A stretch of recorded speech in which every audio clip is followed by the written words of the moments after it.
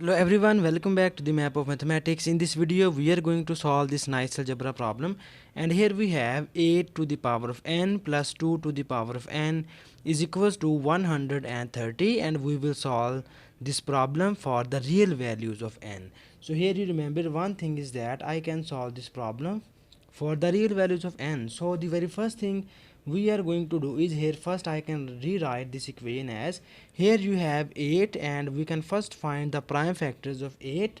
So that the prime factors of 8 are 2 to the power of 3 and its whole power n, plus here you have 2 to the power of n and this whole is equals to 130. And now I can apply here the nice exponential law, and you know about this law. If we have a to the power of m and its whole power n, it is equals to a to the power of m times of n. So that now I can use here this nice exponential law in this first term, so that here I can just interchange these two exponents. If you can interchange these two exponents, you will always give the same answer. So that here I can put this equation or this term as 2 to the power of n and its whole cubed plus 2 to the power of n is equals to 130. So now we can simplify the terms, and now I can convert this exponential equation into the cubic form, so that here I can just take y is equals to 2 to the power of n. And when you can substitute y is equals to 2 to the power of n, so this nice equation will becomes in the form of y cubed plus y, and we move this 130 in the left hand side, so it will becomes minus 130 is equals to 0. So after this step, here you see that we have the cubic term, the cubic equation, so that we will just solve this equation, and here I can write this as y cubed plus y, and here you have minus 130, and I can write it as minus 125 minus 5 is equals to 0. And now I can make the pairs of cubic terms and the other terms, so that here we have the two cubic terms. The first is y cubed and the other term is minus 125, and the other terms are y minus 5 and this whole is equals to 0. And now in the next step I can just apply here the nice cubic formula, and you know about this formula. If we have a cubed minus b cubed, it is equals to a minus b times of a squared plus ab plus b squared. So now I can use here this nice cubic formula, so that this term will be rewritten in the cubic form, and here you have y cubed minus 25, and we write this 125 as 5 cubed, plus here you have y minus 5 is equals to 0.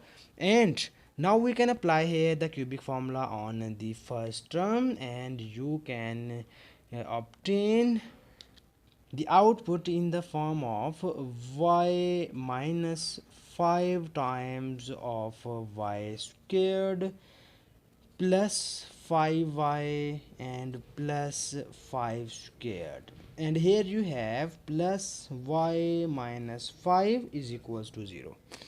And now you can focus on both of the terms, and you see that we have y minus 5 be the common term, so that we will take here common y minus 5, and you get y squared plus 5y and plus 25, and here you get plus 1 is equals to 0.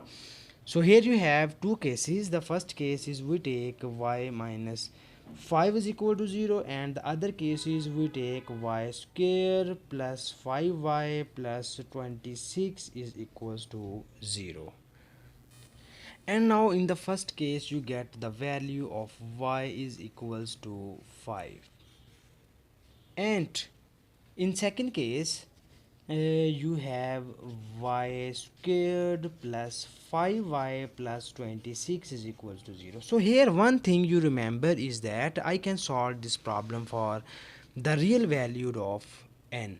So that now first I can check this quadratic equation has real roots or not. So that here I can put a is equals to 1, b is equals to 5, and c is equals to 26.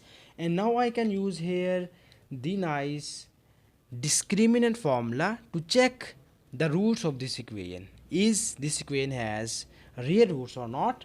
So that now I can write here the discriminant formula, which is delta is equals to b squared minus 4 times of ac.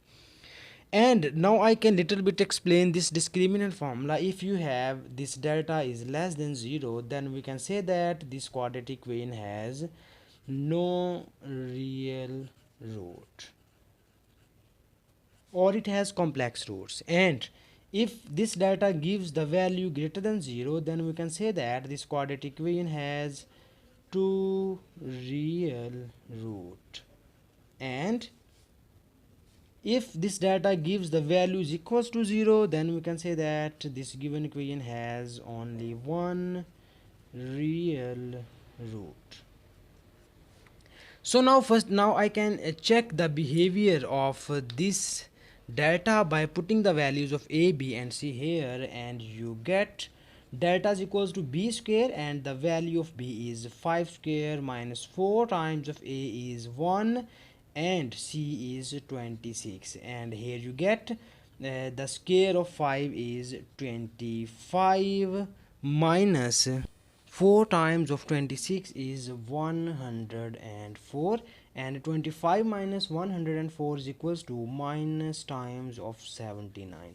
And here you see that our delta is less than 0, and this shows that if delta is less than 0, then the given equation has no real root. So that I can just write no real root, and I can just reject it this case, because in this question we need only the real roots. And now we can proceed here this case only, and here in the start of the question we will take y is equals to 2 to the power of n, so that we will back substitute the value of y, and here you get 2 to the power of n is equals to 5. And now you can find the value of n by taking the log on both of the sides, so that you will get log of 2 to the power of n is equals to log of 5. And we can apply the property of log, and you can move this exponent in the front of this log, and you get n times of log 2 is equals to log 5. And now we can move this log 2 in the right hand side, and you get n is equals to log of 5 over log of 2. And this is the our final answer of this question. And thank you so much for watching this video. Please subscribe to my channel for more exciting videos.